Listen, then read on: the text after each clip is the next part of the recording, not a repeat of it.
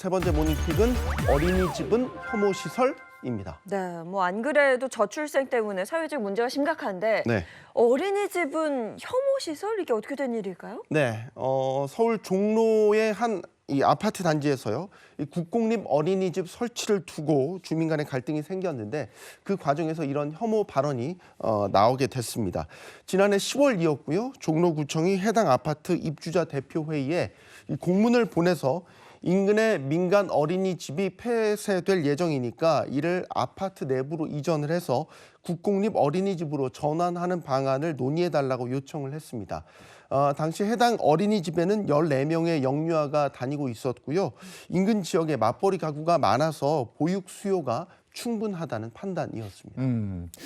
이에 따라서 주민투표가 진행될 예정이었는데 예상치 못한 반대에 또 부딪혔다고요? 네, 그렇습니다. 일부 주민들은 너무 급하게 추진됐다, 또 의사결정 자체가 미흡했다라는 이유로 반대를 했고요. 이 공유 공간을 국공립 어린이집에 무상으로 임대하면 재산권이 침해된다라는 논리를 내세우기도 했습니다. 뭐 여기까지는 이해가 될 수 있는데 충격적인 것은 일부 주민들이 이 국공립 어린이집이 생기면 저소득층이나 다문화 가정 아이들이 들어오게 될 것이라면서 반감을 드러냈다는 겁니다. 특히 공청회 과정에서 감정적 충돌이 심한 것으로 전해졌는데요. 국공립 어린이집은 안 된다, 또 너희들이 거지냐, 돈이 없어서 국공립을 원하느냐, 이런 발언들이 나왔고요.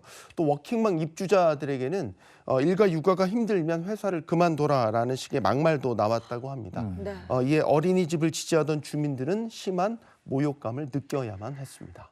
정말 어떻게 우리 아이들의 기관이 아이들이 활동할 수 있는 돌보는 기관이 만들어지는데 이런 막말을 할 수 있다는 것 자체가 굉장히 놀랍습니다. 그래서 어린이집 설립은 무산이 된 거예요? 네, 계속된 반대와 갈등 속에서 기존 어린이집은 폐원을 했고요.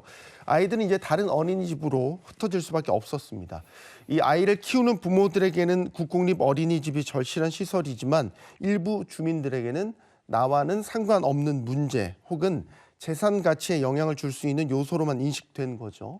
이 국공립 어린이집에 대한 인식이 바뀌고 더 많은 공공시설 확충이 이루어져야 이런 갈등이 사라지지 않을까 생각을 해보게 되는데, 이 저출생 문제가 어떤 특정 개인의 문제가 아니고요. 나와 내 후손에까지 영향을 미칠 수 있는, 결국 우리 사회가 합심해서 극복해내야 되는 문제이기 때문에 어떤 주민들의 인식이라든지 공감이 아쉬운 사례가 아닐까 싶습니다.